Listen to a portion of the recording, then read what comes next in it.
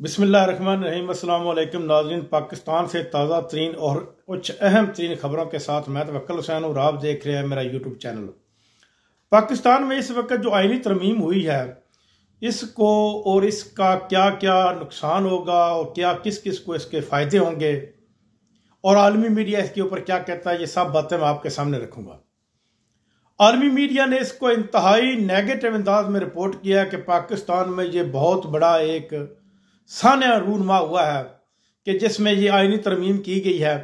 एक बात तो ये वाज़ेह होगी ये कि आईनी तरमीम की कुछ शिक्कों को पार्लियामेंट के लोगों से भी छुपाया गया था जो अब सामने आ रही हैं। मजीद शिक्कें इसके साथ इसमें ऐड की जा रही हैं क्योंकि आईनी तरमीम तो पास हो गई, तो अब मजीद शिक्कें इसमें ऐड की जा रही हैं। सबसे पहले जो हमला हुआ है वो जुडिशरी के ऊपर हुआ है। जुडिशरी को मुकम्मल तौर पर कंट्रोल कर लिया गया है। अब जो भी हुकूमत होगी, जो भी पार्लियामेंटेरियन होंगे, वो जुडिशरी के ऊपर हावी होंगे और जुडिशरी आप यूं समझ लीजिए सादा अल्फाज में कि जुडिशरी उनके मुतहत होगी। मेन जो होता है वो जुडिशरी में वो जुडिशल कमीशन होता है। जुडिशल कमीशन के अंदर पार्लियामेंटेरियन को शामिल कर दिया गया है। क्या पार्लियामेंटेरियन भी जुडिशल कमीशन के अंदर शामिल होंगे और मिलकर ये फैसला करेंगे कि आगे का क्या लाया अमल और बेंच किसने बनाना है। मजीद जो चीफ जस्टिस है वो जो सीनियर चीफ जस्टिस होंगे उनमें से एक को हुकूमत सेलेक्ट करेगी। ये आप यूं समझ लीजिए कि जिस तरह ज़ियाउल हक का दौर में स्याह दौर पाकिस्तान के ऊपर शुरू हुआ था, उससे लेकर कुछ थोड़ा अरसा के लिए ये जुडिशरी आज़ाद हुई थी चौधरी इफ्तिखार मोहम्मद चौधरी के बाद। उससे पहले तक ये यरगमाल जुडिशरी थी, अदालतें यरगमाल थी, हुकूमत जो कहती थी इनसे करवाती थी। लेकिन उसके बाद इसको आज़ाद अदालतों का नाम दिया गया और आज़ाद अदालतों का के हाकिम में जो जुलूस सबसे बड़ा निकाला था वो नवाज शरीफ ने निकाला था।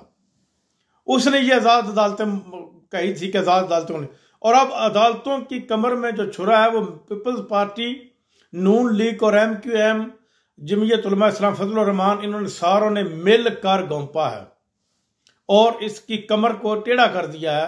जुडिशरी आप यूं समझ लीजिए कि तबाह कर दी है। अब पंजाब में अगर कोई भी सियासी पार्टी अपोजिशन वो कोई जलसा जुलूस करती है तो उसके खिलाफ भी जो वो अदालत में जाएंगे तो अदालत से फैसला वही आएगा जो हुकूमत चाहेगी। इसके अलावा और मीडिया को कंट्रोल मुकम्मल तौर पर कर लिया गया, आज़ाद सहाफ़त को ख़त्म कर दिया गया। अब वही सहाफ़ी सहाफ़त कर सकेगा जो हुकूमत के का हमी होगा और हुकूमत जो उसके कहेगी और वो करेगा वो ही सहाफ़त कर सकेगा। जिनके अब हर महकमे को हर चीज़ को ही कंट्रोल करने का इन्होंने अब इस कदर इन्होंने पीपल्स पार्टी, नून लीग और MQM जो और इसके इत्तेहादियों ने मिलकर ये प्रोग्राम अदालतों के जरिए से बनाया है कि क़यामत तक अब इनकी हुकूमत रहेगी। कोई ना नई पार्टी इस मुल्क में बन सकेगी, जो बनेगी तो उस पर पाबंदी लग जाएगी और ना ही कोई नई पार्टी मंजर यहाँ पर आ सकेगी। जिस तरह ये चीफ ऑफ आर्मी स्टाफ की सिलेक्शन हुकूमत करती थी वो भी तरीकाकार इनका था तो गलत ही, लेकिन जिस तरह वो करती थी और उसी की बुनियाद पर आगे हुकूमत बढ़ती थी और हुकूमत चलती थी, इसी तरह ये भी अब आईनी तरमीम आ गई है अदालतों के मुतल्लिक भी। अब अदालतें भी यही करेंगी जो हुकूमत करेगी और हुकूमत कहेगी। अब आ जाते हैं इमरान खान की तरफ।